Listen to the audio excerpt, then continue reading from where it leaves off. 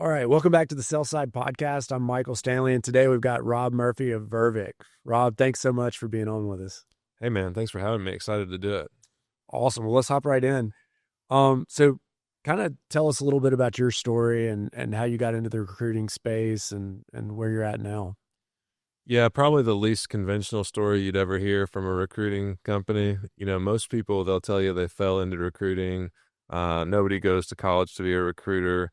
However, usually those people fall into it by taking a job somewhere. And I fell into it because I couldn't get a job anywhere. Decided to start the company in April of 2020 in the middle of COVID.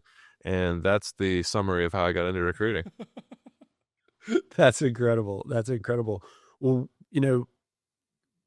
was there anybody that kind of pushed you in that direction? I mean, how'd you come up with a thought? Yeah, I was in the market for a commission-based job where if I performed at a higher level, I could make more money. And you've been an athlete your whole life, right? Like, Yeah, and I was all into, the idea of, because previously in my career, I'd been more on the sales side of the world, and then I had spent 7 years between a couple of Christian schools as an administrator, fundraiser, athletic director.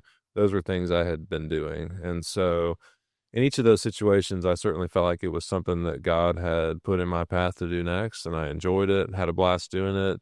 But we were at a time in our family's life in 2020 where my wife and I both wanted her to be full-time at home with our kids, and we were having more kids, and I was ready to make more money. And I also wanted some schedule flexibility because I wanted to continue coaching basketball, which I actually still do to this day. And that left sales as the natural choice of, I'll get in there and have some time flexibility, and it depends on how hard I work and how well I do as far as what I can earn. And so the only hitch was that nobody would give me a job. And so as I was looking at sales and leads were flaming out there, somebody suggested, I don't even remember who, that I look at recruiting because it was big in Huntsville. So I interviewed for some recruiting jobs, couldn't get those either. Even as I offered to work 100% commission and was declined even that opportunity. And so it was time to say, well, I can work 100% commission for myself if I find somebody else who knows how to do recruiting. So in the early days, it was Taylor, who had run a business before, and myself, and a recruiter who knew how to do recruiting. It was originally Antonio Cook, and then Hunter Daniel joined us just a month or two after we got started, and we have built it from there. And, there's a lot that we learned the hard way. There's a lot we didn't understand, a lot that I didn't understand about running a business and about recruiting, but we worked hard enough, and God blessed it enough that it survived, and we're still here. Which was the steepest learning curve, learning recruiting or learning how to operate a business? Probably recruiting, because I had dabbled in some, part-time businesses before. And so running a business with 3 or 4 people in it wasn't really too mind-boggling. The real challenge was learning how to do the recruiting ecosystem and what realistic expectations were. And yes, there was also a level of business operations that I really didn't understand because, you're in the big leagues when you have full-time people on your team. And it's not just, hey, this is something I do on the weekends. So right. There was a learning curve there as well. Taylor Baggett was extremely helpful with that, really managed all of it from day one. He had operated a restaurant for 10 years before we got together. He had shut that down with COVID at the same time as I was looking for something. And so our buddy Joe Sauls introduced us, and here we are 5 years later. Wow. Do you remember what your first recruiting engagement was? Yeah. Decibel Research. Super thankful for that opportunity. Yep. Eric Cochran gave me that chance as our very first placement in 2020. Really thankful to him and Jill Wall, and they're a great company. We really enjoyed working with them. Were there any kind of connections between coaching and your work as like an athletic director and finding and kind of mentoring these recruits into positions that you're going to fill with employers? Yeah, I think the main connection is that I want to have real relationships with the kids I coach in basketball and relationships with guys like Clark Dunn, who move into real life after basketball and after college. And I want to continue to be a part of their life to whatever extent they want. And so I don't really reach out proactively to everybody that's ever played for me, but it always fires me up when somebody reaches out to me and wants to talk that used to play for me. And I always take the time, make the time to have the conversation and do the lunch and talk about what's going on in life and career. And so being in this world really helps me to be able to provide some insight for them as they're considering what's next and thinking about their careers. It's incredible. So what are some of the big kind of unanticipated obstacles as obviously you're coming out of COVID, so that's a big unanticipated obstacle Yeah. on its own, but some things that, man, just kind of jumped up and grabbed you. I think the number one thing was the percentage of people who said they would do something for me or they would be a client and then they weren't. So in the worlds that I had worked in previously, you probably had 75% of people, if they said they were going to do something, they were probably going to do it. Whereas I think in business world, there's so much of this ethos about, I don't want to be negative. I don't want to come out and just say no and be mean, especially in the small business community. And so there's a whole lot of, yeah, let's work together. Let's partner on something. We're going to have some opportunities coming up soon. And 10% of that turns into business. That's been the biggest, or that was the biggest learning curve for me coming out of the gate. Because I'm sitting there in 2020 thinking, man, our pipeline looks awesome. Right. And then 3 months later, I was like, man, pipeline doesn't pay the bills. That's a great point. It's a great point. So, you know, prior, like one of the biggest reasons you and I got connected is you've gone through a little bit of a transaction, a transition. Prior to that, though, when you and Taylor were kind of operating independently, how did you see the future of the company? I mean, what were your long-term plans? It was a slow growth lifestyle business. And so we really hit our stride when it was Taylor and me and Hunter Daniel, probably early 2021. And we had a few other people in the company as well. They're not with us anymore, but the three of us were there and still are. And the way that the business grew from 2021 to 25 was very slow, very steady. There are huge peaks and valleys in the recruiting world from a revenue perspective, month over month, quarter over quarter. And then, of course, everybody goes to sleep from Thanksgiving to New Year on closing deals. But really, what was shocking is when we looked at numbers year over year, it was very consistent, very slow and steady growth. And so, had we not merged with Passion HR, we would have continued on that same track. And it was more of a, let's find more individuals who are entrepreneurially minded, who want to come and do what we're doing and be a part of this. We had experimented with making full-time salaried hires at various points in the past.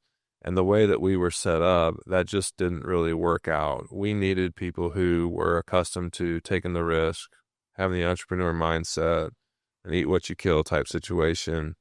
And so we were in the process and had successfully, identified people who were great recruiters, who had an eye for starting something of their own, and who would be interested in, hey, come do it as a part of our team, as opposed to going out on your own. It's almost like a law firm or CPA firm type of model where you had individuals who had their own book of business and who wanted to be a part of a group and share expenses and work together, share a back office.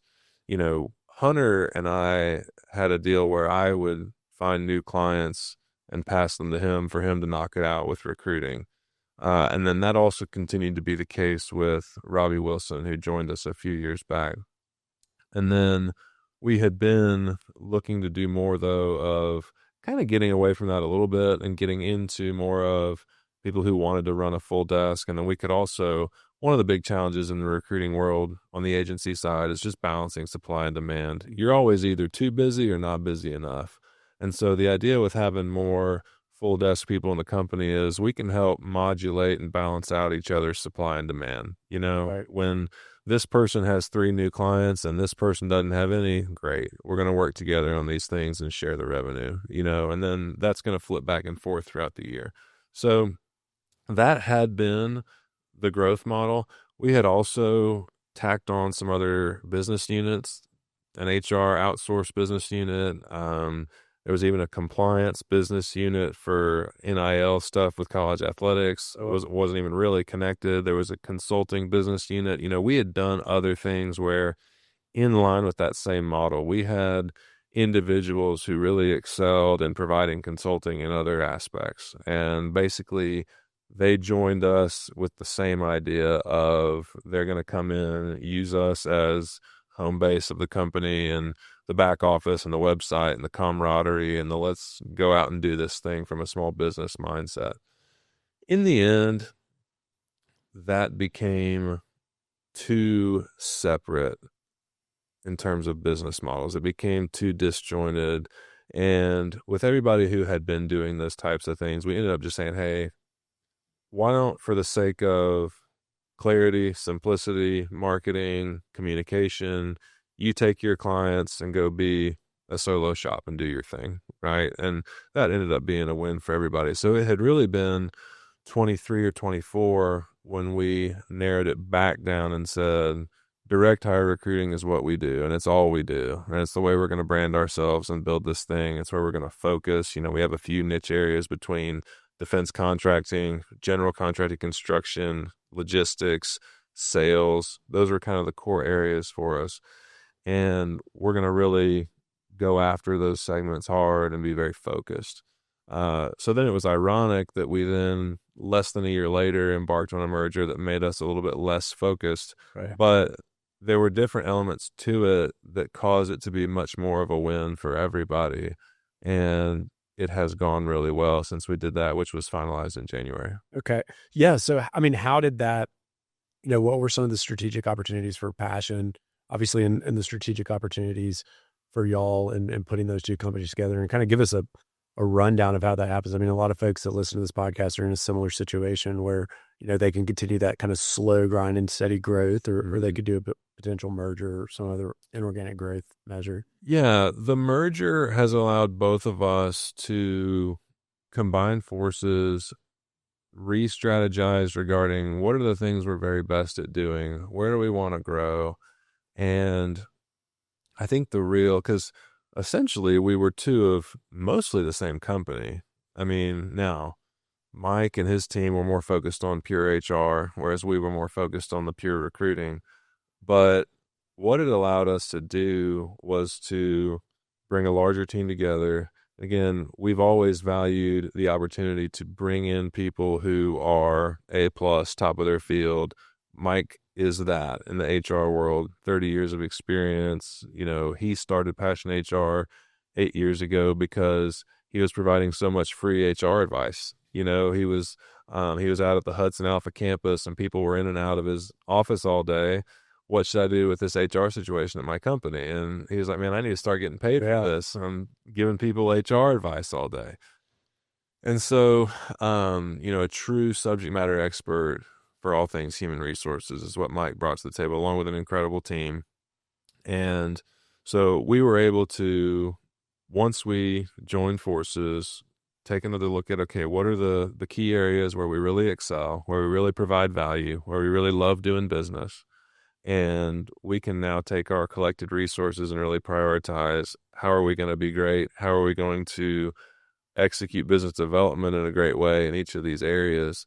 And it really has allowed us to get on a much more aggressive growth curve as well. So whereas previously to the merger, Mike and I talked about this the other day, he and I felt the same way. It was going to be, in each of our own separate worlds, it was going to be the slow and steady growth, lifestyle business.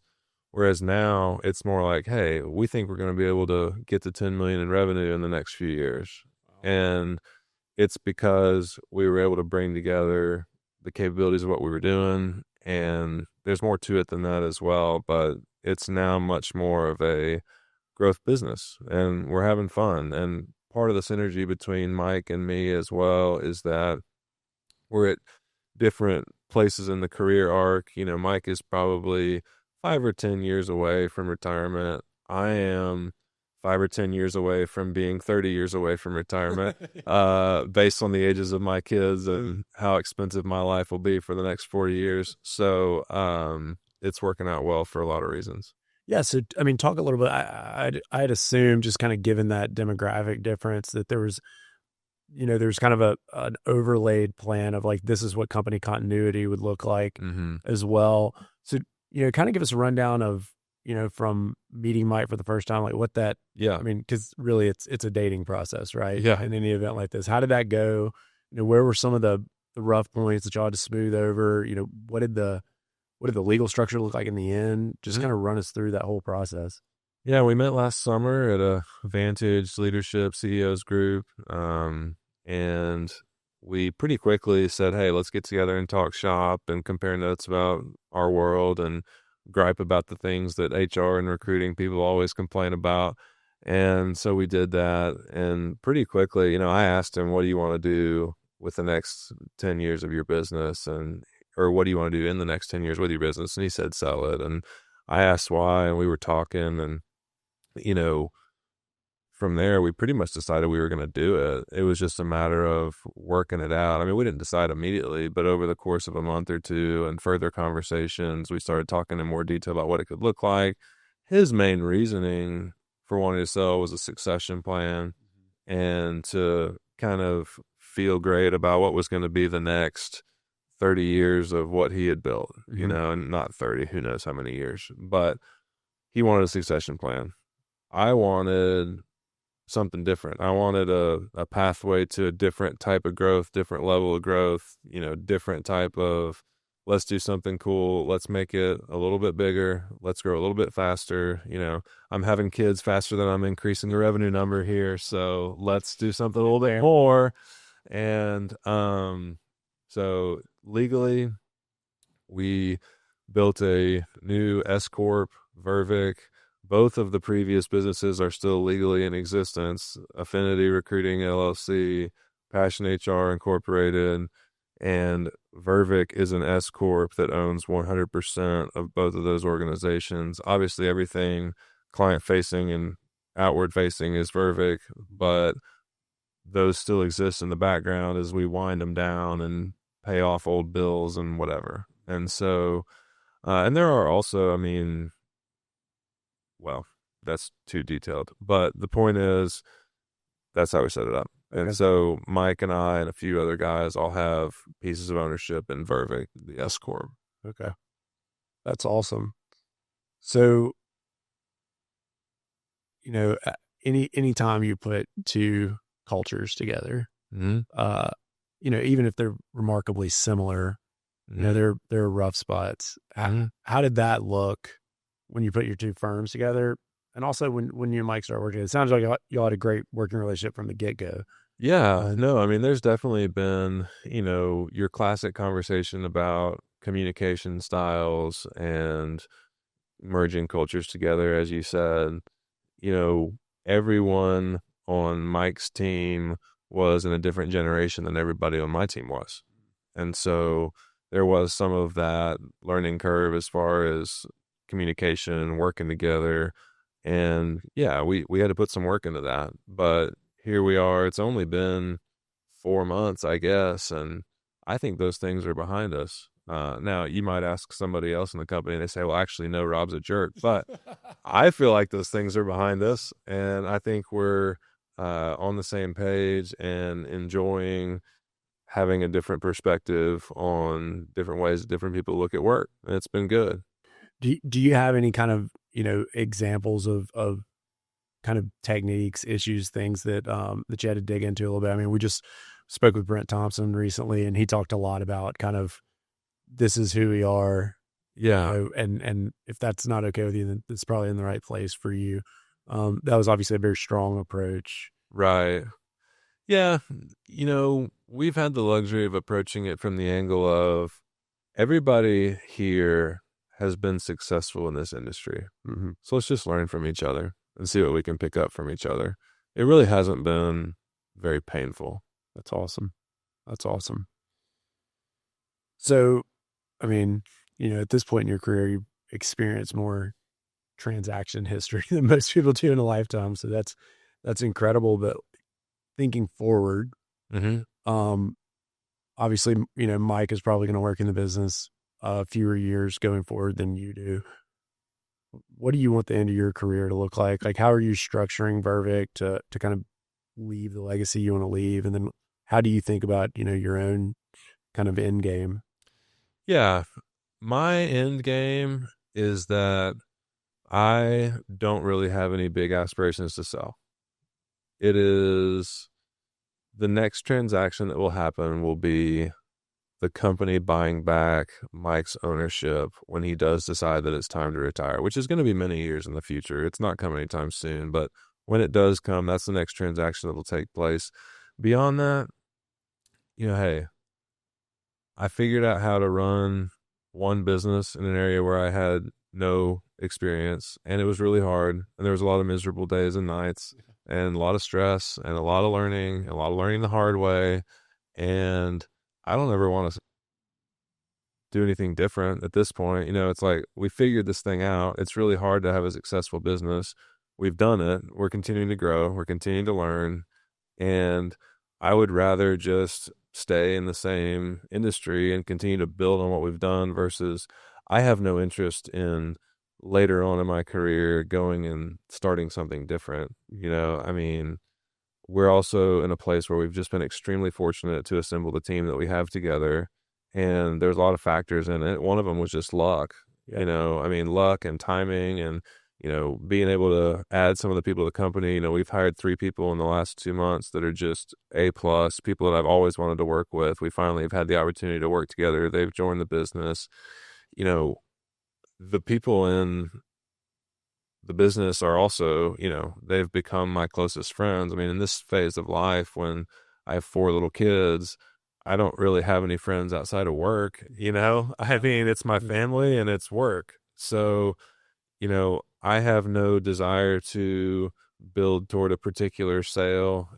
I want it to be a larger version of what we had before, larger just so that we have some flexibility for growth and reinvestment in the company and paying everybody more, as life goes on and kids get older and we start talking about weddings and colleges and cars.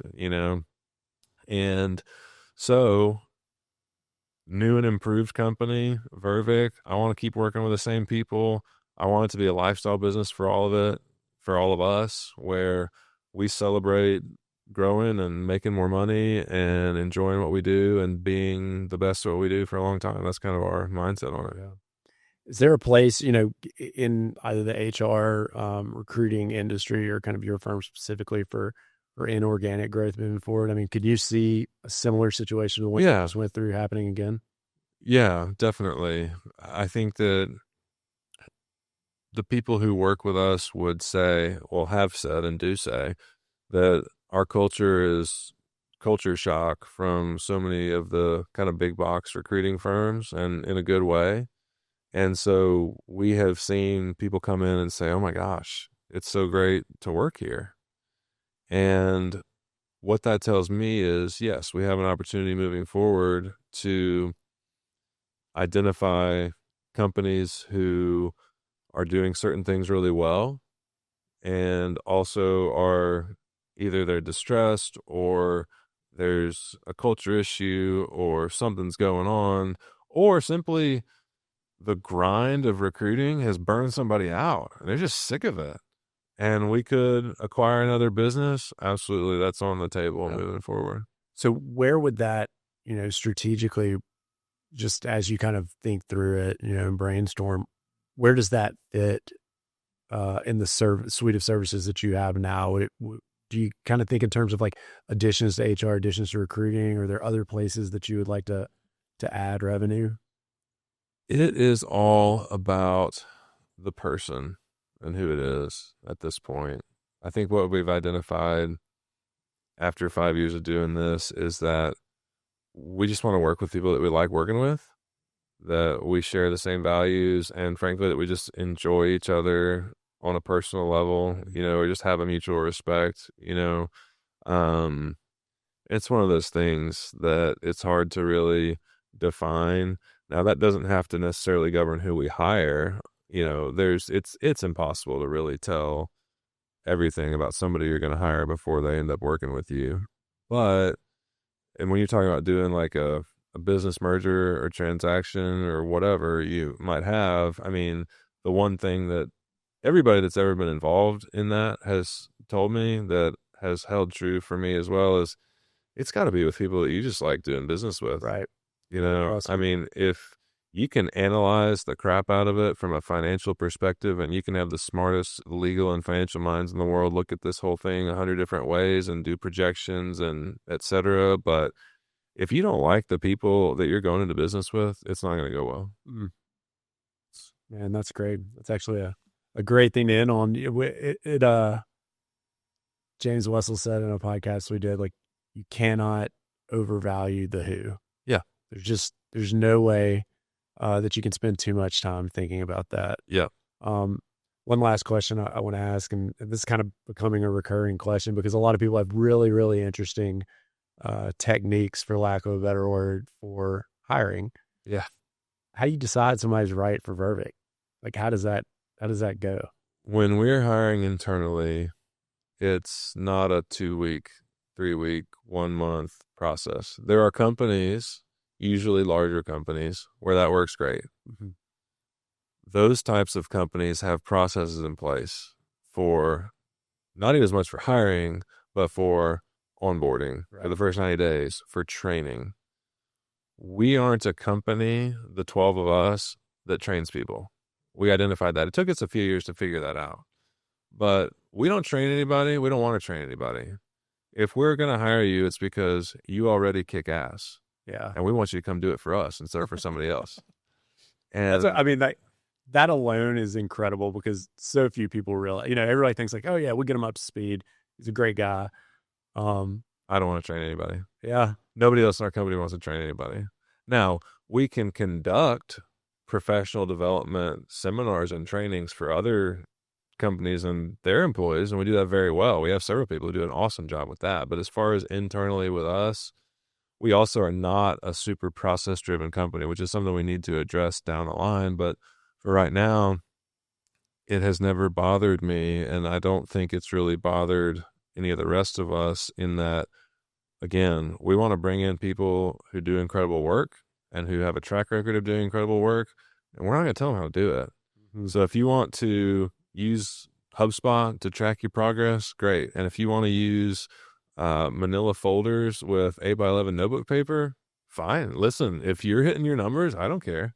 Yeah. And if you're getting paid what you want to get paid and generating what you want to generate, you can do it however you want. And so for us, hiring is, hey, I've got a roster in my mind of the top 5 people that I want to work for us eventually. And I build relationships with them and tell them, hey, when it's time, call me. And that was what happened with all 3 of these, that they all just happened to actually call me the week that our 4th baby was born. So it's like, all right, I guess we're doing that. It always happens. Yeah. I thought that it might happen once per year, but we got 3 phone calls. I got 3 phone calls in 1 week with our 4th baby on the way. We're about to head to the hospital. And they're like, hey, Rob, it's time. Now's the time. I'm like, it's actually time on 2 fronts. Yeah. Yeah. Let's go. Man, well, that's incredible, Rob. Thank you so much for being on with us. It's just fascinating to hear about your journey and such a cool company to learn about. So, well, thanks so much for having me, Michael. Really appreciate it. Absolutely.